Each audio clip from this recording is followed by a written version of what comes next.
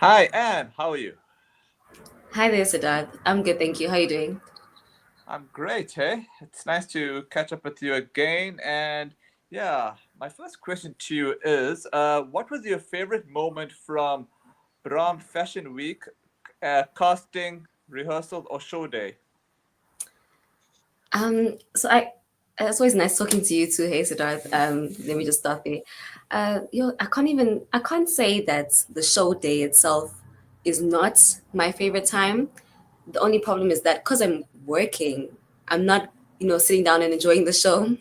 So there's that, But I think my favorite part of the show was me seeing the work that I'm doing and me meeting new people all the time. So it's a good industry. Sorry, it's a good industry for me to be in. Like I find so much enjoyment in being in the fashion, modeling, entertainment industry that for me, my favorite part of Brown Fashion Week was being there, meeting people, meeting designers, meeting models, and seeing the show happen, even if I was upstairs the whole time. But yeah. Okay, how did you find working with the models behind the scenes? Any standout personalities or challenges? Yes, so I think I've always, like, especially in the context of me becoming more and more in the fashion show industry. So this was a Mm-hmm. great opportunity for me in general. But what I really enjoyed was how many different personalities there are. The models were actually freelance models, so they showed up to us, to our casting. So I got to see lots of shy people and actually a lot of people that are passionate about fashion in their own rights, in their own time. But shame that definitely there was a challenge in working with some of the models. Sometimes people just disappear. Mm-hmm. So, you're looking for the fitting, you're looking to start with their show, and then they're not there. So that actually did happen that week where some model actually disappeared for the rest of the day, which was so sad. But we made a plan, we sorted it out. Yeah, it was fine. Looking back, is there anything you do differently in terms of model coordination or show execution? I would say, honestly, the show went really, really well. Uh-huh. Um, I think at best I'd say that we could use a more coherency on the team. For Mm-hmm. me though, I was new onto the team, so it's also hard to get together with everyone else's mindsets. But for the most part, I think the show went really well, especially for a first time meeting between everybody, meeting new people. And Okay. All right. I want to know your new journey to sports massage therapy. Before that, what is a sports massage? Where it's used and its relevance to you personally? I'm so sorry, Siddharth. Your mic is actually going very weird. Oh, I can't sorry. hear you. I don't know if we should Okay. continue or No, it's okay. It's okay. Just hold on a second. All right. Okay. Can you hear me now? yes. Okay. Do you mind repeating the question for me? Just this one, yeah. Shh. Sure. Okay. My question to you was regarding your new journey in sports massage therapy. First, tell us what what sports massage is, where it's used, and its relevance. Mm. Okay. Yeah. So that is a new part of my journey. I'll say is doing Mm-hmm. sports massage. So sports massage is like a really intense version of aesthetic massages or Swedish massages. So, with Swedish massage, you'd find the candles, the scented oils, the music playing. Sports massage is like a much more intense version of that. I really get into the muscle. And it's used for people that are intensely using their bodies. So generally, it's used for sports people, boxers, runners, cyclists. But I'm actually finding that, at least for me, I'm actually finding that there's actually a much bigger audience to tap into, which is everybody that uses their body intensely. Even a corporate business person who drives to the office, sits in the office, and drives back. That person is actually putting a lot of intense pressure on their back, on their neck, on their legs.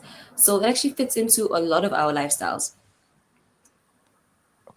Okay. All right. There's actually a comment here. Let me just show you the question here from Resh Jatan. Hi, Anne. Did you try showcasing your collection overseas? I don't have a collection though, unless he means like my general fashion. my own Yeah, fashion business for yeah, myself. probably.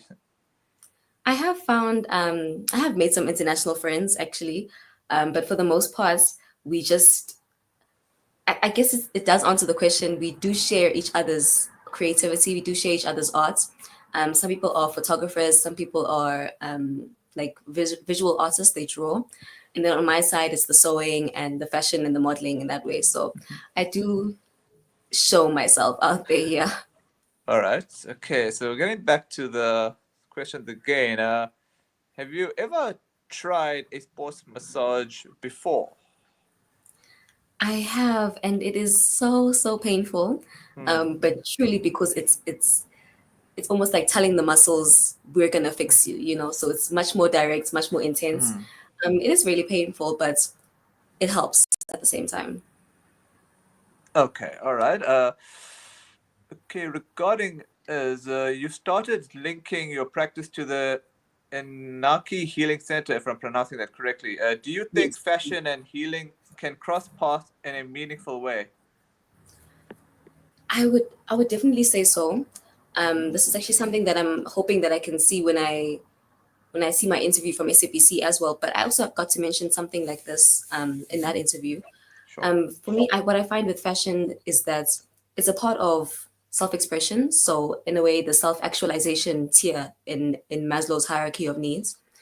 And when it comes to community as well, a fashion community or a creative community, that social expression, that social acceptance is also one of the tiers on Maslow's hierarchy of needs. So for me, fashion and healing do go hand in hand in terms of the healing that comes from expressing yourself, and in terms of the healing that comes from having a community of people that share the same interests. Okay, would love your take. How do you think wellness fits into the fashion industry today?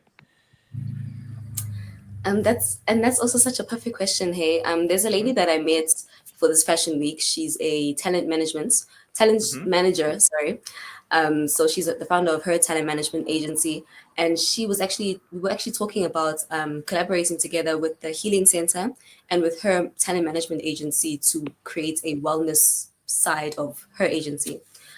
So there definitely is a like at least with what we've discussed, there definitely is an open space for entertainers to find healing and to find mental or physical peace.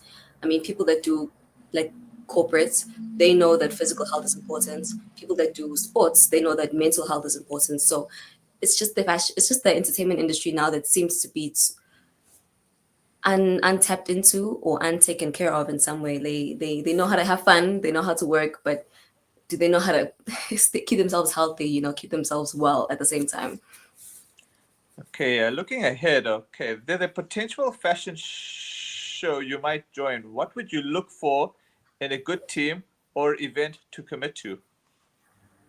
Yes, I'm so excited for that show. Hey, I would definitely look for I would definitely look for a, like I said earlier on, a coherent team. So being able to find myself speaking well there and communicating well with the other team members.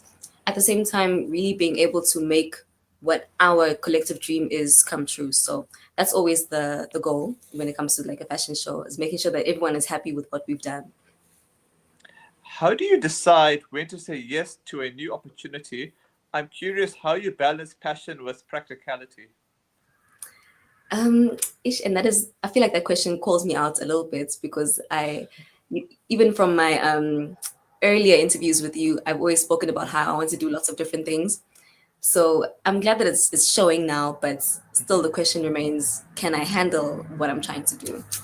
So for the most part, I say yes to everything. I'll say that very sensitively. I say yes Mm. to everything because it's almost like an open door philosophy, because there's so much that can happen from that I can't necessarily see is worth it or not worth it. And for the most part, that time that's put into like a development of myself or Mhm. experience for all of us is such a good investment for the long term anyway, that there's no real need to say no.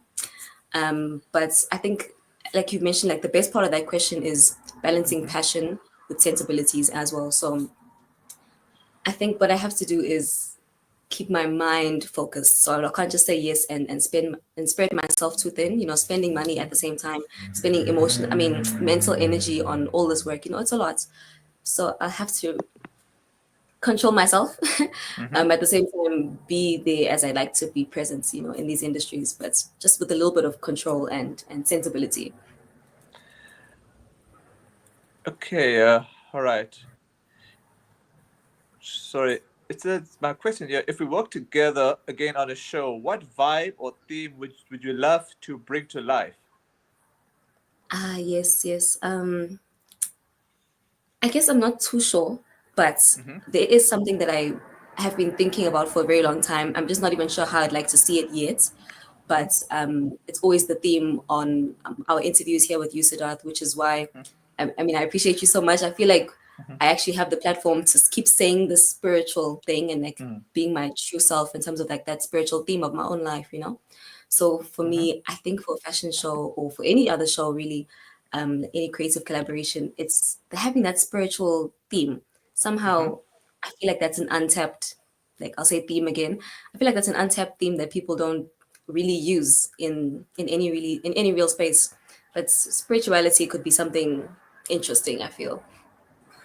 Okay, finally, you've grown a lot since Braam. What's been your biggest personal or creative win recently? Yeah,